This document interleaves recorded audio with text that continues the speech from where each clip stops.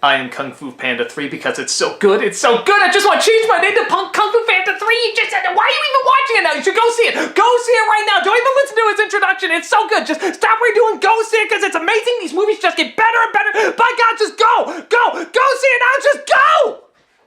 But we will be talking about Norm of the North. And this is Sibling Rivalry. So, Norm of the North. Great movie or the greatest? Well, I mean, just what a surprise. I mean, what it get, like a literal 0% on Rotten Tomatoes, and here, it's an incredible film. I think that's being gracious. Yeah, I mean, clearly he was a panda, which was a little misleading in the advertising, and, there's sort of this kung fu vibe to it. I really didn't get anything from the North, per se, but, yeah, really a solid film. I almost felt like it was a third in a series. Definitely Rob Schneider's best work. Rob Schneider is the polar bear. Derpity derp derp. There are so many people asking me to do that for like a nostalgia Norm of the North. I'm like, I don't know, guys. No. For me, the grief is still too near.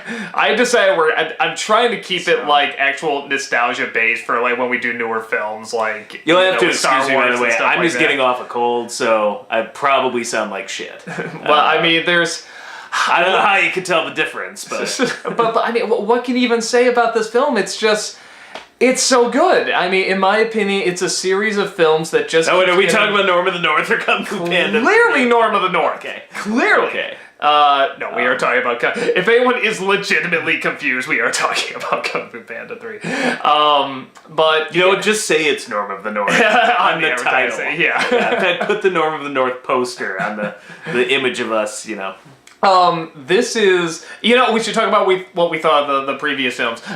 First, Kung Fu Panda looked like shit, but was surprisingly really good and visually interesting and fun. If I'm not mistaken, was that the one you dragged me to, kicking and screaming? Yes, and what did you think of it?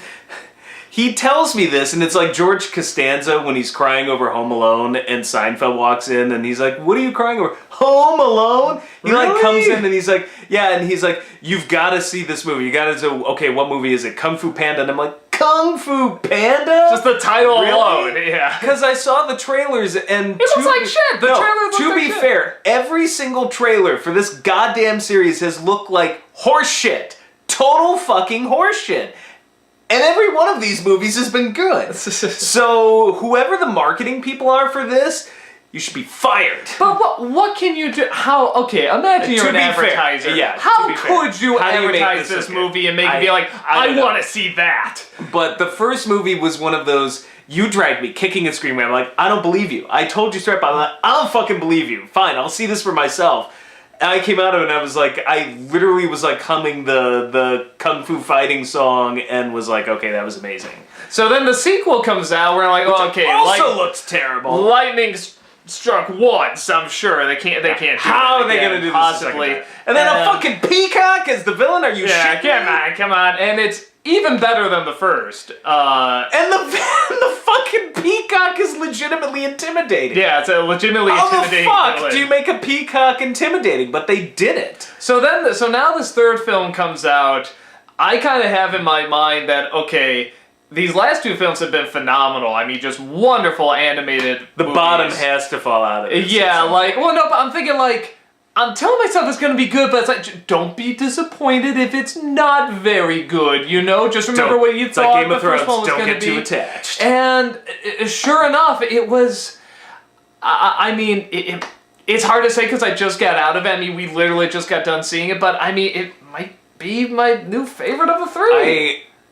I had a cold, so it's a little difficult, laughing, haha. You, I thought, were literally gonna fall out of the chair. I think there were kids staring at you.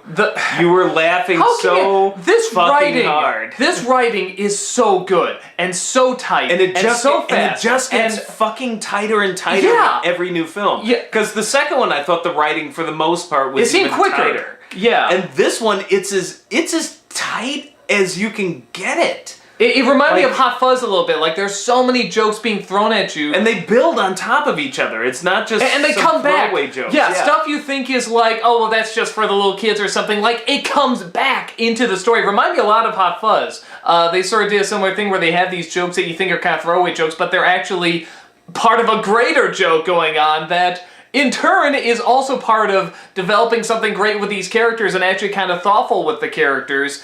So like practically every sentence is either there to make you laugh and it succeeds, or if it doesn't make you laugh, it's there to make you feel something for the characters, and that works. And you know, again, with every single one of these movies, it seems like, hey, we're not going to just tell the same story again. We're going to actually evolve the characters, specifically Poe, played by Jack Black. He's going to, you know, in the first film, he's becoming, you know, the Dragon Warrior, you know, whatever. And then in the next one, he has to really hone his skills to take on this villain. He has to discover his past. And then in this one, he's becoming a teacher. And every single one of those... Yeah, every single one of those, it's like, you know, if they really did that right, those would be interesting, and they do it right, and they do it funny. And outside, because we're not that far with How to Train Your Dragon, so it's hard to compare them yet. But if you put How to Train Your Dragon aside, this for DreamWorks is the closest thing to the Toy Story series they have, in a story that is really should not have been as good as it was. Like Toy Story could have just been a quick knockoff, like some little Disney thing they did. Was incredible, and the story progresses with every movie and has now gone through this full kind of story arc. That was really freaking amazing.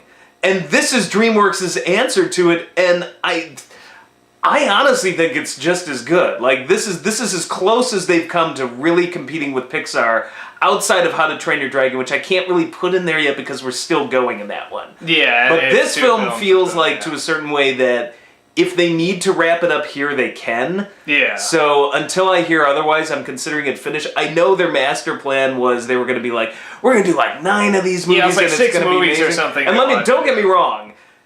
If they had decided after this film we're going to do 6 more, after seeing this one, I'm like, go for it. Like, I can't, like, this has been so good. The only thing I'm worried about is that at some point, like, the bottom's gonna fall out. I'm just like, fall out, yeah. No, don't, I mean, it's like, but this was not so good. But this was not the example of what could go wrong. This is an example that they could still keep doing this, and it could still work amazingly. But considering that DreamWorks right now, at least as far as I can tell, if the news is correct, seems to be in the shitter, this may either be the final one, or we may be able to pull one more out of it. It depends where DreamWorks goes from here. I'm really up in the air. But if this ends up being their swan song, this film, because this film feels self-contained enough, like... No. Trolls will be their swan song. Oh, doesn't that look amazing? We saw a preview for this stupid movie. I'm like, don't show this before Kung Fu Panda 3. You know, the worst thing you could do is show it after Kung Fu Panda 3. Honestly, that Trolls trailer was making me wish for the Zootopia Sloth trailer. And that to me may have been, outside of Norm of the North, the worst trailer I've seen all year for an animated film. And the funny thing is, and once again, I do not think that Zootopia, it's not proof to me that Zootopia is going to suck. I have no idea. Zootopia could be great. That fucking trailer, though, if I ever see it again this year, oh Christ, every time I had to sit through that long joke and... Yeah, that stupid face the sloth. If you're one of those people that saw Star Wars a couple times, you had to sit through that trailer every time. You're just like, shit! But we're getting sidetracked here. So yeah, it evolves the characters. The comedy is really tight, and the writing's really tight. And the funny thing is, you know, with a lot of these movies, we've seen films that go too fast, don't focus on the right things, just want to get the jokes out there, and don't feel like they have any humanity to it, and they go, joke, but they're not meaningful. And something about the way they do these films, they are tight, and they are funny, but also it feels like there's meaning behind every joke, and they don't linger. Well, this is the tightest. This is the tightest one of all. To the point that I wonder sometimes if it was a little rushed because DreamWorks might be in trouble. And they're just like, get it out there. It certainly it's being released in the dead season. Like, this is the dead season. Yeah. And I thought for sure that meant this movie was going to suck, because I'm like, oh shit, they're dumping it in late January. This is going to... No, it's a good movie, but it is... The other two movies, particularly the second one, I thought there were a couple of slow bits. There's not a single slow bit in this one, but it's almost a little too fast. Like, maybe you could have slowed down a bit in this. I'll disagree with you a little bit because I was thinking the same thing, particularly when he discovers his family. This is in the trailer. He discovers his family, discovers all these other pandas, and it gets to a part where he's supposed to be, like, training them or they're showing him around and stuff, and I felt like, so is this going to be the whole movie, just nothing but this fast-paced stuff? I was starting to get a little tired of it, but then immediately after that scene, it goes to him and his father relaxing there, and then he goes and he tells him about his mother and his past and so on and so forth, and I felt like that was when I needed it. That was when I needed this slower scene. I needed things to calm down a bit. I needed the emotion to come back in, to a point where they even played the most, you know, heartbreaking scene from the last one, which I won't give away, but I mean, they replay it. I'm like, shit, don't show this scene. Don't show that scene. Because it's just so emotional. Don't do this to me, man. Don't turn me into a puddle of feels.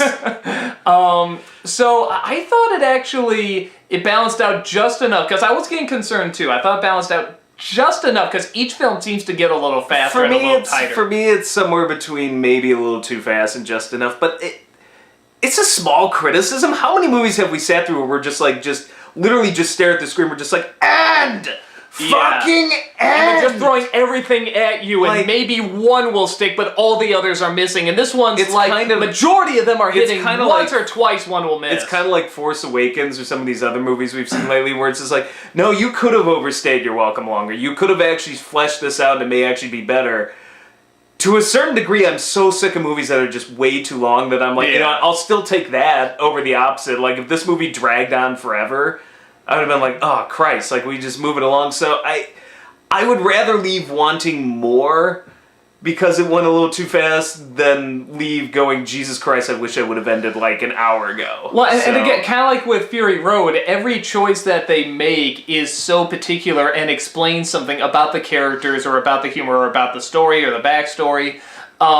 And it's interesting because I know what you're talking about with films that feel too long, because I used to love longer films. I still do. I like films that really take their time, but again, when they're done right and executed well, the pacing's correct. They had to do it for the right reason. It has to be telling you something. It has to continue to explore something or explain something or make you feel something. But Pirates of the Caribbean 3? Yeah, or like... I have never, like, they hung that 10-year-old boy at the beginning of that movie, and I wanted to hang myself by the end of Pirates. Yeah, I mean, it's films like that where they think, like, this is good, long and big is good, and it's...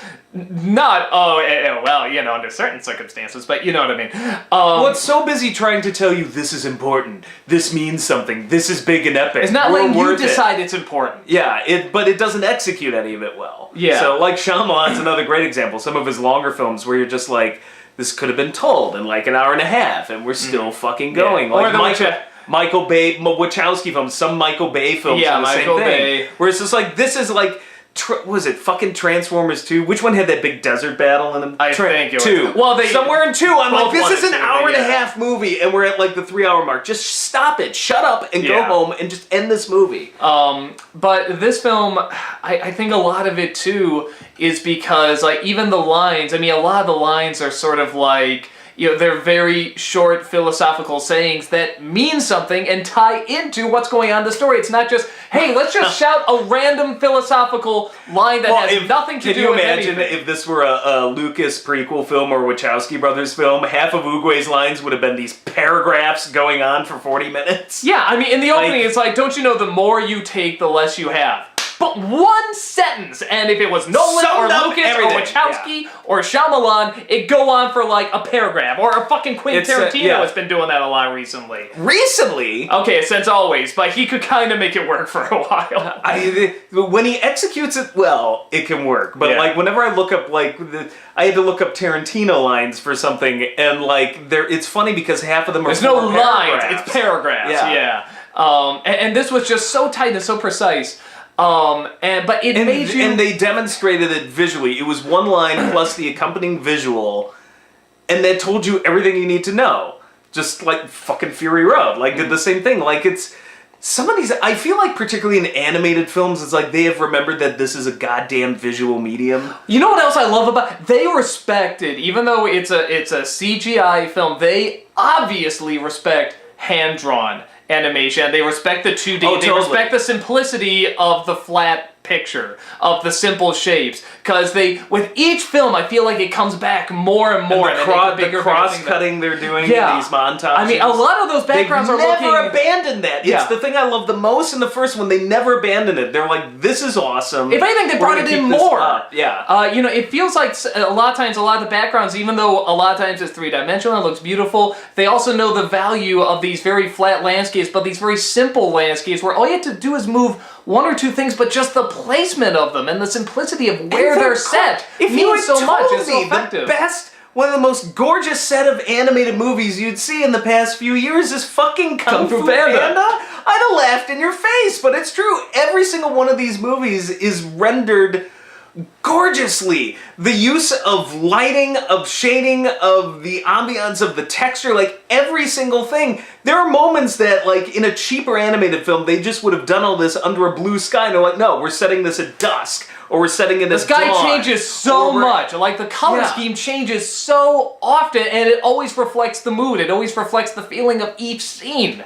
You know, that's what's so great about animation, is you can do that. And I gotta imagine it's more expensive and time-consuming to render all of the light, because you're talking about dusk and dawn, like the sort of golden hour of lighting, when the lighting just has to be so perfect, and it affects the entire landscape, where you could have just done it under a fucking blue sky. Like, recreating that, I would have to imagine, is easier. But no, they always pick these gorgeous backdrops. I'm like, and it's a fucking Kung Fu Panda! Yeah. Like... these movies have been way better than they ever should have had any right to be. Yeah, I mean, and it's... I think because of that, I mean, even though these films do well, and I'm sure this one will do fine, this is a series of films that, like, even when I was kind of telling my wife, you know, you want to go see Kung Fu Panda 3? It's like, oh, I guess. I mean, is that really Kung Fu Panda 3? But then I had to remind her of the other two films. Like, remember when we saw the first film? Yeah, we thought it was going to suck. It was good. Yeah, remember we saw the second film? Yeah, that was really sad. It's like, yeah, I'm like, you remember this because it has the title Kung Fu Panda and Jack Black and all these celebrities and all these American catchphrases and stuff, but it's like they use it right and they do it right. And I don't know, it's one of those classic don't judge a book by its cover And it's a stories. weird mixture because it's really infectiously fun. I left the theater just like I did the other two with just, I know the second one's kind of sad, but still...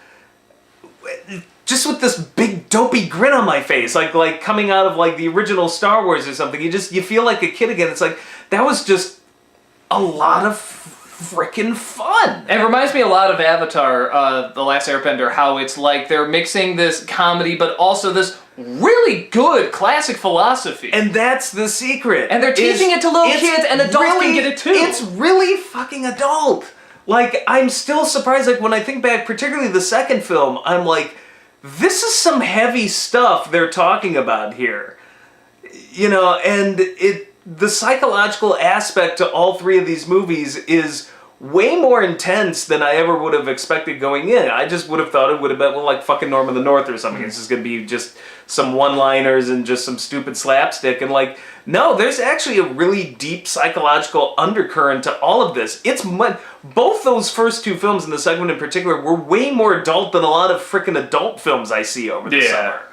So, I don't know. I think the only thing, I wouldn't describe it as by any means a weakness. I would say it's more like, if I really have to nitpick, I think the villain in the second film is probably the best. This one is definitely better than the first one. The first one I think was the weakest part of the movie, was the villain. This is a good villain. J.K. Simmons plays him. Immediately it opens up with this really cool backstory, and like it shows what this guy can do, and he has this great voice and these great lines. But I think it's one of those things where it's like, you're not going to beat that peacock. That sounds insane, but the peacock from the second film was just so intimidating. I think part of what they did was, I think almost intentionally they weren't trying. Yeah, that's what. And whether or not that's the right move or not, I couldn't tell you. I can tell you this.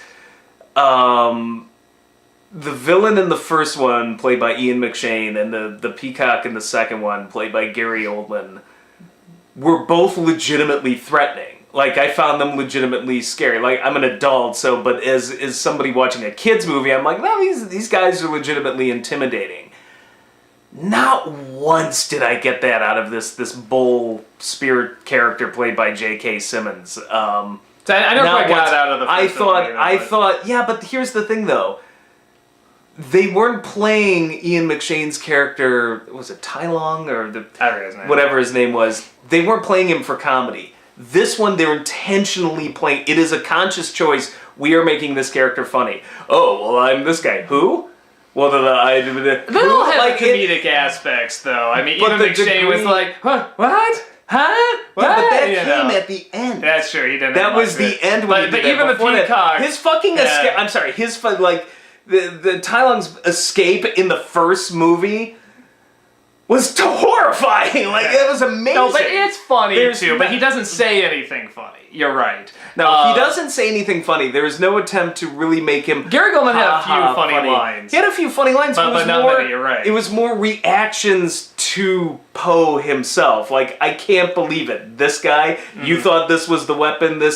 He's still kind of. There's nothing funny about him as a character. I wouldn't say this guy is straight up laughs though. I still thought he was legitimately kind of intimidating. He has moments, but not as much as out of all three villains.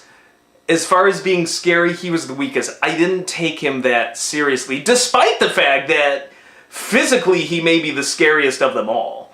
Like, I thought what he could do with stealing the character's chi, turning him into these Jade characters, I'm like, that's really scary. I almost wish he was in one of the earlier films where they didn't make him funny, because I'm like, man, this guy could really fuck you up. But, so yeah, I kind of think that's the only real weakness in the movie. Otherwise, and even then, it's not... It's really more just compared to the others. It's a nitpick, you know. He's still fine, but... And part of it is, I think the rest of the story is so strong that the villain kind of suffers by comparison, where the other two...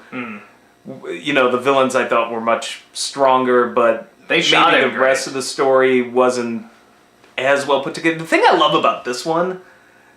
Okay, I love the first two movies a lot.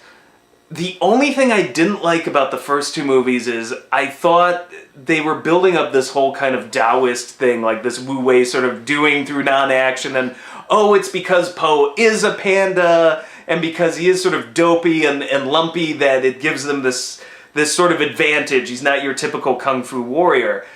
And I thought they were going to do that the whole way through, and like particularly in the first one, I thought, well...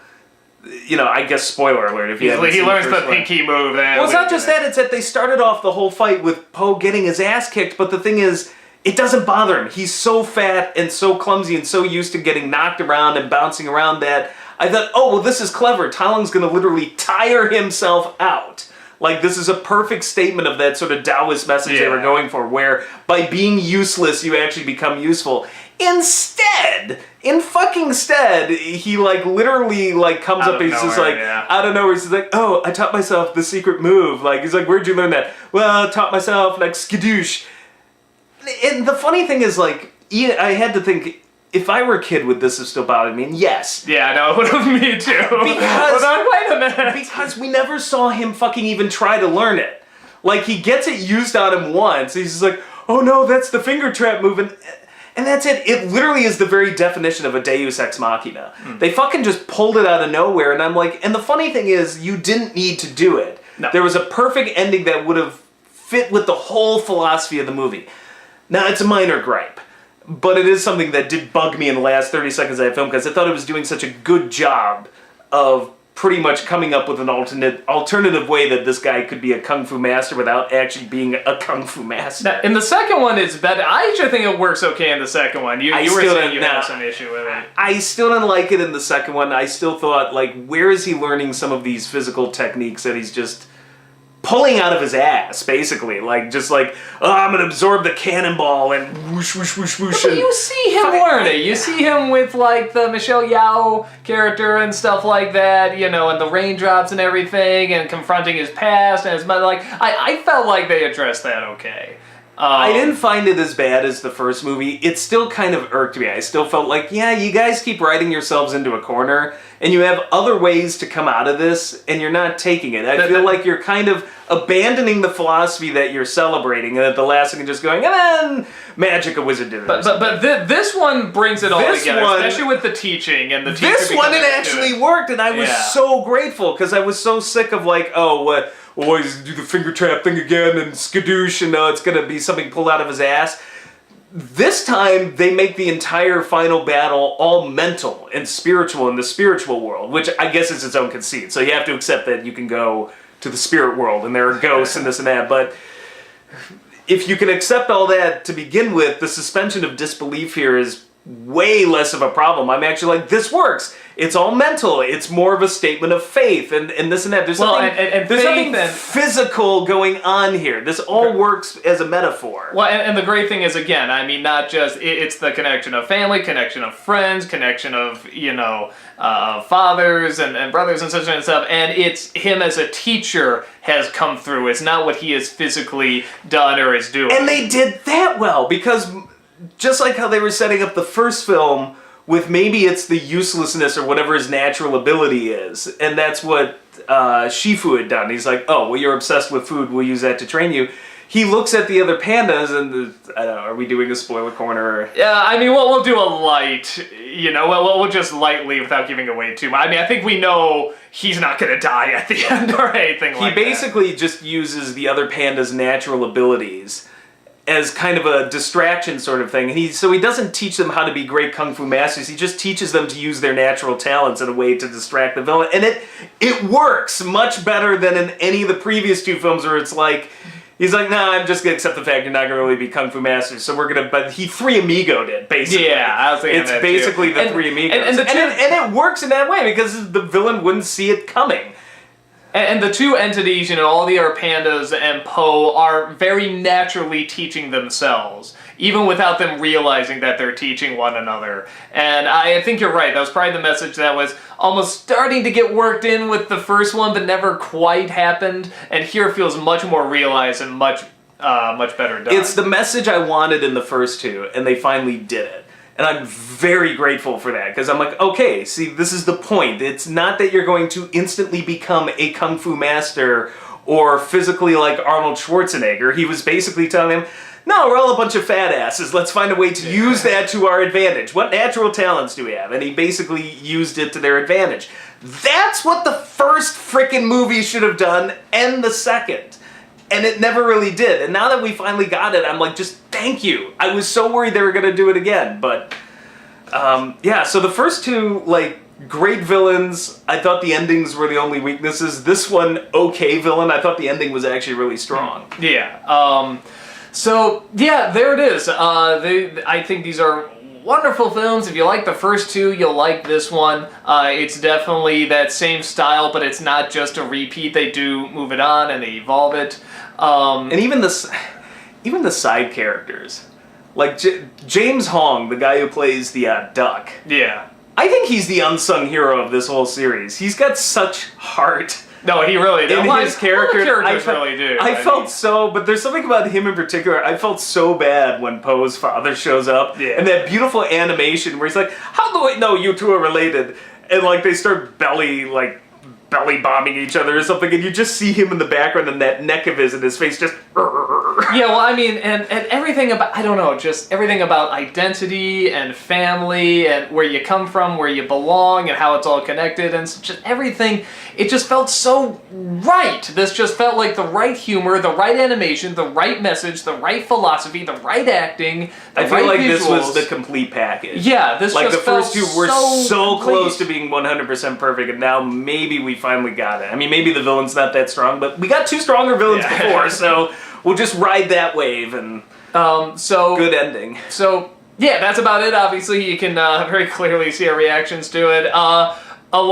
For those wondering, the Steven Universe vlogs and Real Thoughts and we'll stuff. Be back. Yeah, we're coming back this week. Obviously a lot's been going on, so now we're getting back into the swing of things. So this is sort of the start of us moving back to normal again. So yeah, guys, go see it. It's so good, and we'll see you then. Take care. Skidoosh.